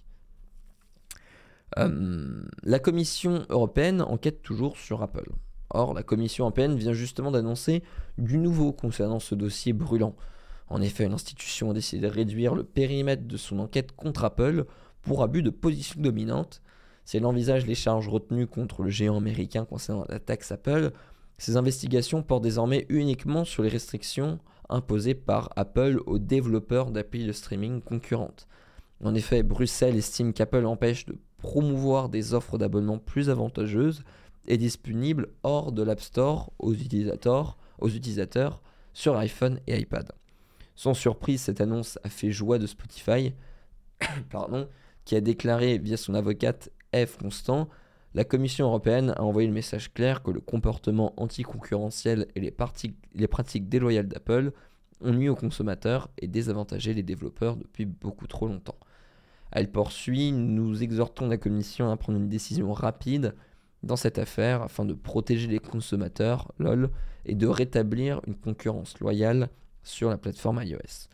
Si la culpabilité d'Apple est confirmée par Bruxelles au terme de l'enquête, la marque à la pomme risque gros, une amende pouvant atteindre 10% de son chiffre d'affaires annuel, soit près de 36 milliards d'euros. Quand même une belle amende, bien salée, comme on l'aime. Mais voilà, c'est assez marrant ce retournement de situation où de base la Commission européenne, accusait Apple pour sa fameuse taxe Apple de 30%, et où maintenant ne s'est focus que sur le côté qui fait que c'est difficile de promouvoir d'autres applications via l'App Store, etc. Du moins, de promouvoir d'autres abonnements. C'est dur de prendre Apple Music en pratique en concurrentielle, c'est dispo que sur les appareils Apple plus iTunes. Oui, mais après, c'est plus anticoncurrentiel pour les autres, pas pour Apple Music. Le problème, c'est bien pour les autres comme Spotify. Spotify qui va d'ailleurs lancer les recours. Comment on peut reprocher à Apple de mettre en avant un service Apple? Ça me fumera toujours. Ça, ils n'ont pas interdit les autres services sur les devices, donc voilà. Que ce soit Apple ou autre, le raisonnement est le même. Il y a quand même d'autres combats à mener. Après, j'ai envie de dire, chacun prêche pour sa paroisse. Genre Spotify, logiquement, a une énorme base de données aussi, enfin d'utilisateurs sur iOS, et forcément a envie de promouvoir son service au même niveau qu'Apple. Après, je suis totalement d'accord avec toi, Extranat, que quand tu es Apple, que tu as un service, tu vas forcément le mettre en avant. Donc, tu vois ce que je veux dire. Je comprends. Après, voilà, c'est discutable dans les deux côtés. Je vois que ça part en débat dans le chat. Il oublie que Apple rémunère mieux les artistes que les autres plateformes. C'est vrai, Laurie, il y a les chiffres qui sont sortis récemment. Où c'est vrai qu'Apple Music paye beaucoup mieux que Spotify, par exemple. Spotify qui est très radin au niveau de la rémunération des artistes. En quoi Apple est en tort? Spotify, Deezer et Apple Music qui disposent sur l'App Store. C'est pas comme si Apple les avait interdits sur son store. Non, Fabrice, mais en gros, c'est ce qui est critiqué, c'est juste que les développeurs sont limités, par exemple dans les applications ou bien dans l'App Store, de faire la promotion d'autres types d'abonnements, sans doute plus onéreux. Bref, limite en fait la promotion de leur service d'abonnement au sein même de leur application ou de l'App Store, là où Apple Music a cette possibilité-là. Et c'est ça en fait qui est reproché à Apple. Pourquoi personne tacle Google sur la pratique anticoncurrentielle des mails et des navigateurs internet sur Android? Parce que Nali Eric, j'ai envie de dire, fais-le si tu veux le faire, quoi. Là, tu vois, pourquoi on en est dans ces débats-là aujourd'hui et pourquoi Apple risque une une amende pareille, c'est parce que c'est Spotify qui a mené auprès de la Commission européenne des démarches pour pratiques anticoncurrentielles.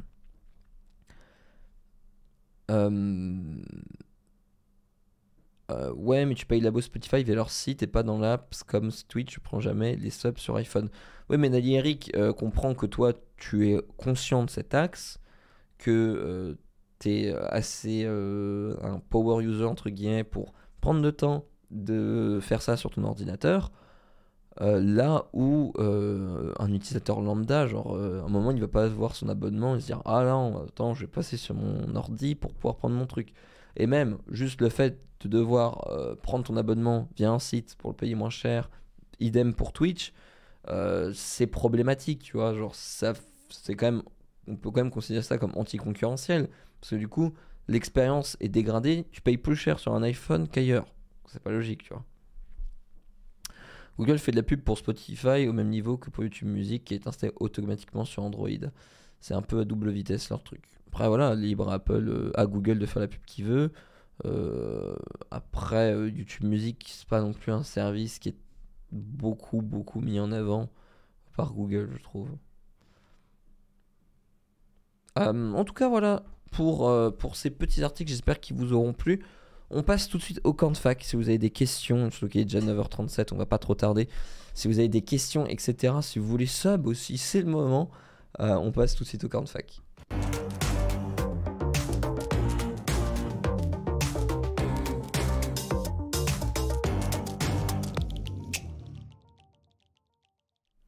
Et les camps de fac. Il y a un service Apple Music gratuit comme Spotify. Non, t'as pas de... Après, tu as des offres d'essai de 3 mois, je crois, un truc comme ça. Mais t'as pas d'offre gratuite avec de la pub.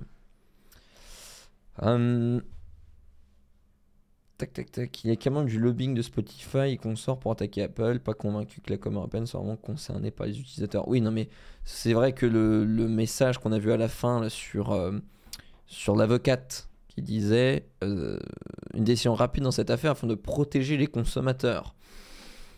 MDR, tu vois, genre protéger les consommateurs, c'est surtout protéger les intérêts de Spotify, quoi. Théoriquement, Apple Music a aussi la marge Apple. Oui, bah oui, théoriquement, mais bon, tu vois, c'est Apple, donc au pire des cas, même s'ils prennent 30% de marge, ça revient dans les mêmes poches, quoi. Donc c'est pas... c'est pour eux, c'est pas un problème. C'est vrai que les achats in-app dispo hors des applications Apple devraient pas marger. Ah bah c'est le grand débat, hein. C'était même, je dis pas de bêtises, le débat aussi avec Fortnite qui était sur iOS. C'est pour ça que Epic Games était parti en procès avec Apple, etc. hein. De toute façon, le procès Apple, c'est quand même quelque chose qui est critiqué par absolument en fait, tous les développeurs, etc. Ceux qui font des achats in-app, parce qu'ils perdent quand même 30% de commission, là où sur des devices Android, ils perdraient pas cette 30% quoi.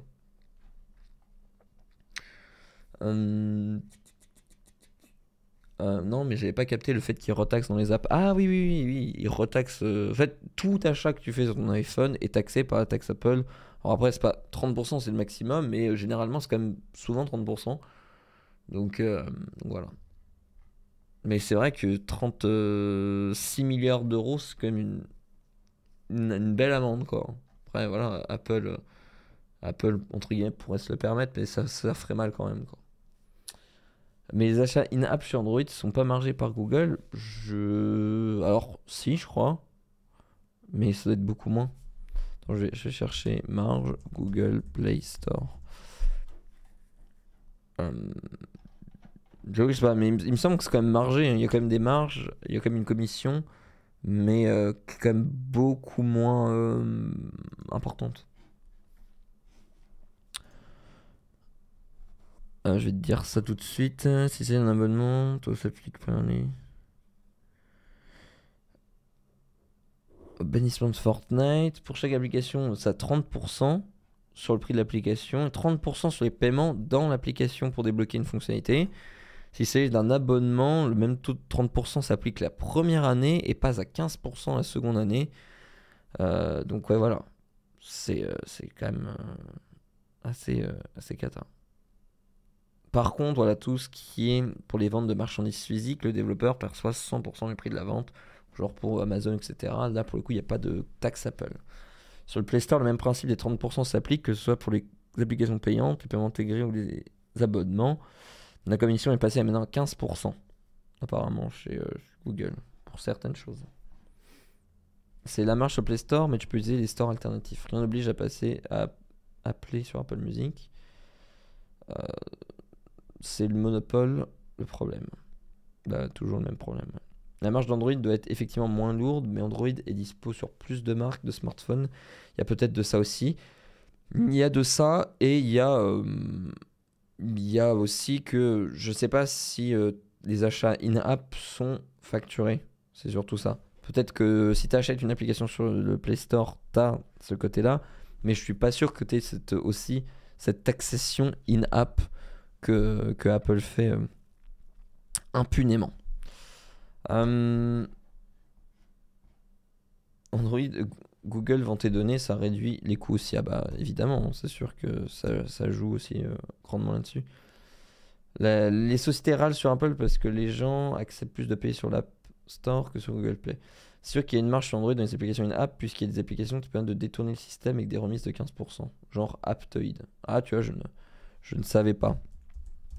Quoi qu'il en soit, c'est sûr que la taxe sur Android est moindre que la taxe chez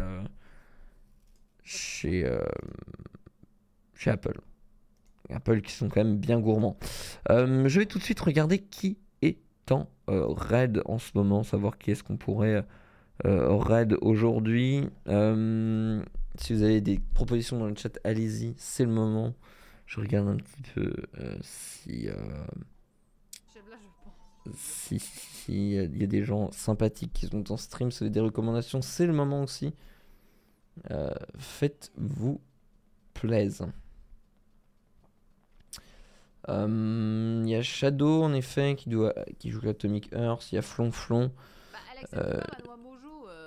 il y a Planète de Carreau, oula, c'est Jill qu'on entend là. Il y a ici Japon, il y a Joe Coco, si vous avez des... Il